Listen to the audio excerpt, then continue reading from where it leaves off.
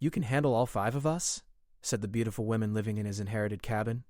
Jace Harper rode into the dusty town of Blackridge, his heart heavy with the weight of a letter he had received just a few days earlier. His grandfather, whom he had barely known, had passed away. It wasn't the kind of death that brought tears, but there was something unexpected in it. A letter informing him that he had inherited a cabin on a distant planet, a planet he had never visited, a place that seemed to hold only strange promises. Jace wasn't sure what to think of it. He had lived his whole life in the small, rough towns of the frontier, moving from one dusty settlement to the next. The wild lands of Earth had no real place for someone like him anymore. He was a cowboy, yes, but he was also a man who preferred to keep to himself. He didn't expect a cabin left to him by a man he barely knew to change his life. The letter said nothing of its location except that it sat on the edge of a new colony, a growing settlement on a planet far away. The cabin had been in his family for generations, hidden away and untouched by time. Jace had no interest in staying in one place long enough to call anything home. But when the letter spoke of land, unclaimed and wild, something inside him stirred. He wasn't a man who stayed put, but the thought of an inheritance intrigued him. So he packed up what little he had, put his old horse in a cargo transport, and set off for the stars. The long journey wasn't kind to him. But after what felt like weeks of travel, the ship carrying him to his new destination landed on the rocky, barren world called Valkora, a world of dust and strange red skies, where the colonists were making a life, carving out space in the wilderness of an alien frontier. The land was open, and the scent of dust and dry air mixed with the faint smell of machinery from the nearby colony. Jace stepped off the ship and onto the land. It was unlike anything he had ever seen. The wildness, the emptiness, and the stillness of it made him feel like a stranger in his own skin. The land was isolated, far from the nearest colony or settlement. As he walked the dusty trail to his new home, a strange sensation filled him, like he was being watched.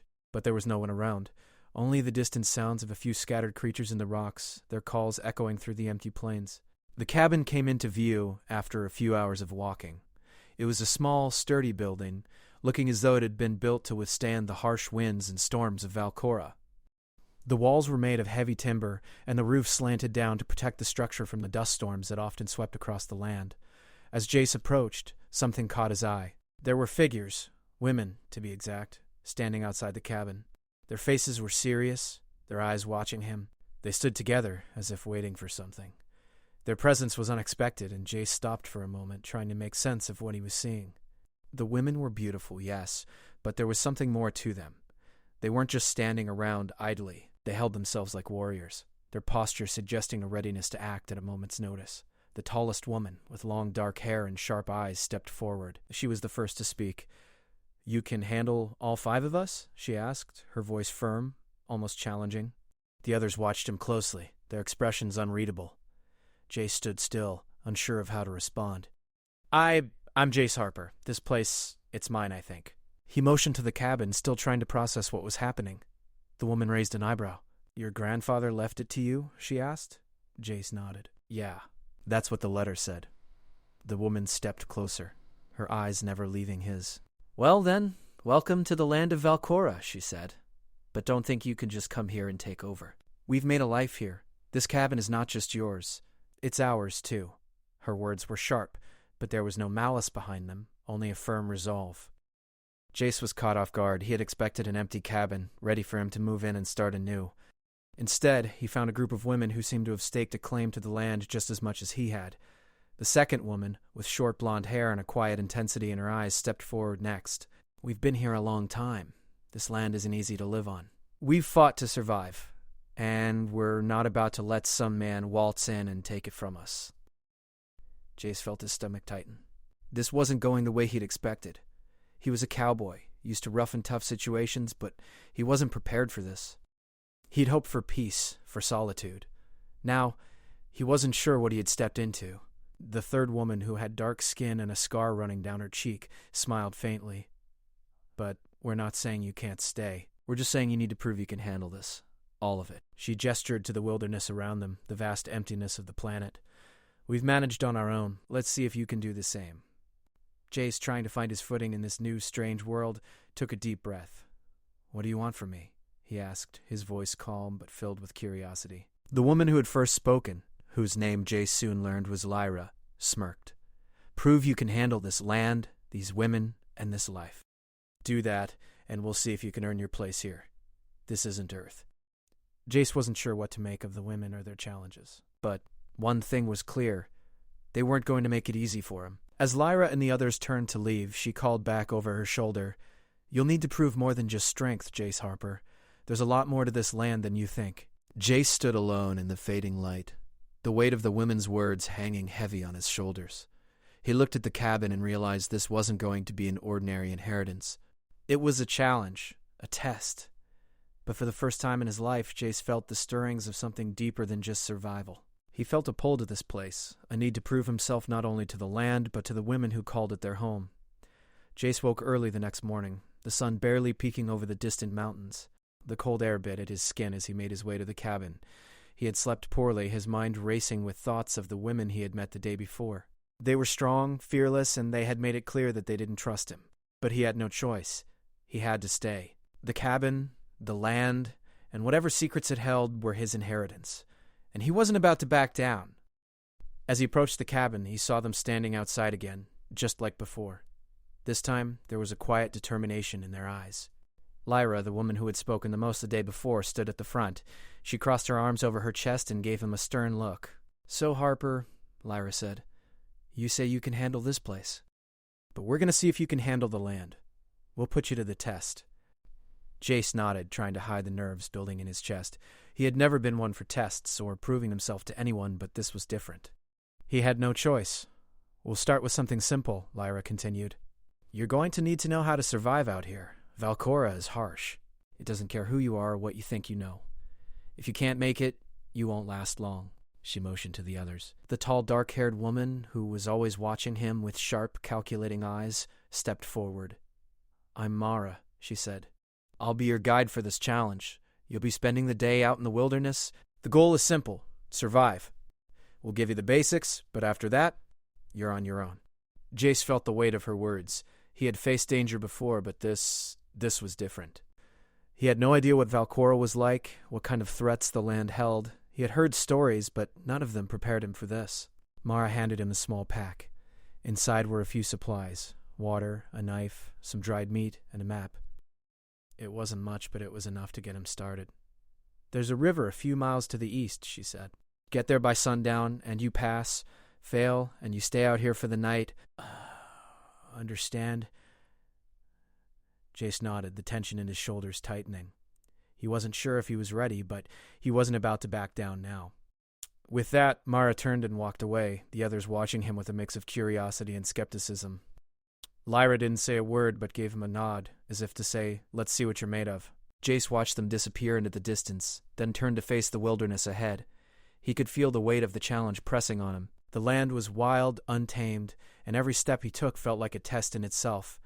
As Jace made his way through the rugged terrain, he couldn't help but notice how different it was from Earth. The trees were unlike anything he had seen before, tall, twisted, with leaves that seemed to shimmer in the strange reddish light. The ground was rocky, with patches of deep sand and scattered plants that looked more like alien creatures than plant life. The air was thick with the scent of earth and metal, and in the distance he could hear the faint hum of machinery from the colony. But that seemed far away, almost unreal. The only sounds that mattered now were the crunch of his boots against the rocky ground and the beating of his own heart. Hours passed as Jace made his way east. The journey wasn't easy. The landscape shifted from rocky hills to dry, cracked plains, and the sun beat down on him mercilessly. He had to keep moving, despite the heat and the dust that filled his mouth and throat. His mind raced, thinking about what he had to do. Surviving on Valcora wouldn't be easy. He had known that from the start. But what was worse was the feeling that he wasn't just proving himself to the land, but to the women. They hadn't given him any chance to rest. Each test, each challenge, was a way to see if he could match up to their expectations, but he wasn't sure what their expectations really were. He had known tough women before, women who could hold their own in a rough world, but these women were different. They had something in their eyes that made them stronger. They weren't just surviving, they were thriving in a world that was anything but kind. Jace found a patch of shade beneath a rocky overhang and decided to stop for a moment. He reached into his pack and took a swig of water, the cool liquid soothing his parched throat. He needed to keep moving, but for a few minutes he let himself rest. As he looked out over the horizon, he thought about his life back on Earth. He had been a cowboy, used to the long days and hard work. But this was different. Valcora wasn't like anything he had known. The land was harsher, the threats more unpredictable. And the women, there was something about them that made him uneasy. They were strong, no doubt, but it wasn't just their strength that unsettled him. It was their independence. They didn't need him, didn't want him here. And yet they were forcing him to prove himself. He stood up, brushing the dust from his pants, and continued his journey. He couldn't afford to stop for long. If he didn't make it to the river by sundown, he would fail. And failure wasn't an option. As he trekked on, the sun dipped lower in the sky, casting long shadows across the landscape. The terrain was becoming more treacherous. The rocks were sharp and the dry earth crunched beneath his boots. He had to be careful. He had seen signs of wild creatures earlier in the day. Footprints in the sand, strange sounds in the distance, but he hadn't seen any of them up close. That didn't mean they weren't out there. He moved faster now, the urgency of the task pressing on him. He had to make it to the river. He had to prove he could handle this land, prove he could survive on his own. Finally, as the sun began to set, Jace saw the glimmer of water in the distance. The river was small, but it was real, and it was just what he needed. He made his way toward it, his legs aching, his body exhausted. He barely had the energy to smile when he reached the water's edge, but he had made it. He had passed the test. As he knelt by the river, drinking the cool water, he heard the sound of footsteps behind him. Mara stepped into view, her arms crossed over her chest. She didn't say anything at first, just watched him silently. "You made it," she finally said, her voice cold, but there was something in her eyes that was different now, something that almost resembled respect. Jace didn't respond, but he felt a sense of relief wash over him. He had done it. He had survived the test. Mara gave a small nod. "Tomorrow, we'll see what else you're capable of." With that, she turned and walked away, leaving Jace to his thoughts. As he watched her disappear into the distance, he realized that the real challenge had only just begun. The morning after his survival test, Jace awoke to a strange quiet. The sun was already high, and the harsh winds of Valcora had calmed down for a moment. He stretched his stiff muscles, feeling the aches from yesterday's journey. His mind was focused, but the challenge was far from over. Lyra, Mara, and the others hadn't shown much kindness, but he had earned their respect. At least, he hoped he had. He packed up his few belongings and left the small camp by the river. His goal for today was simple: return to the cabin. Mara had told him to rest after the survival test, but Jace knew better. He wasn't the type of man who could sit idly by and wait. He had to prove more than just his ability to survive the wilderness. He needed to show that he could protect this land, this cabin, and the women who lived there. As he made his way back across the barren, rocky terrain, the air felt heavy. The silence around him was almost unnatural. It was as though the land itself was holding its breath. Jace couldn't shake the feeling that something was wrong. By midday, he reached the cabin, but he didn't find it empty, as he had expected. Instead, Lyra, Mara, and the other 3 women were gathered in a small circle outside, speaking in low, urgent voices.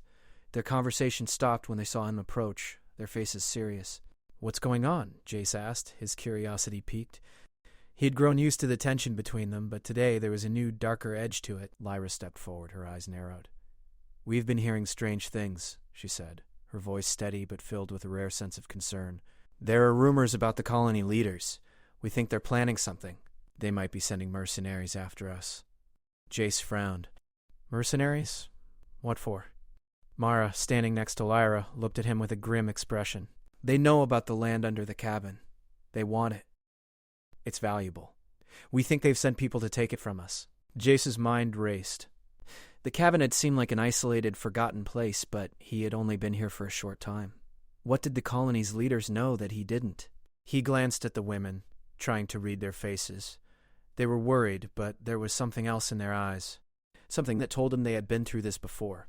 They had dealt with threats before. "Are you saying we're under attack?" Jace asked. "Not yet," Lyra answered. "But it's coming. We need to be ready. We've fought off smaller groups in the past, but this could be different. They won't stop until they get what they want." Jace could sense the weight of her words. The challenge had changed. It wasn't just about surviving the land anymore. It was about protecting it. Protecting the women. And, he realized, protecting himself. He had inherited this cabin, but it wasn't just an inheritance of land. It was an inheritance of responsibility. He looked at Lyra and nodded. "What do we do?" "We prepare," Mara said, her voice firm. "We've got some supplies, but we need more. We need to make sure we can hold this place if it comes to that."